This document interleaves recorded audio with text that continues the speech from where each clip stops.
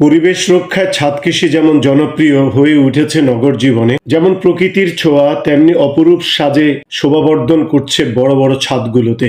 আমাদের কমিউনিটিতেও ছাদ কৃষির চর্চা চলছে। বেশ মেহনত করছে সেলিনা শারমিন কিচেনের শেফ সেলিনা শারমিন। তেমনি শিউলি বৌদিও নেমে পড়েছেন আটঘাট বেঁধে। সহযোগিতার কোনো কমতি নেই শিশির দাদারও। সর্বোপরি বৌদিকে সাহায্য করেই যাচ্ছেন। সেলিনা শারমিন ও শিউলি বৌদির প্রয়াসে বেশ চমৎকার কৃষির শোভাবর্ধন করছে আমাদের ছাদে। আমরা ভোগ করছি এক অপরূপ সৌন্দর্য।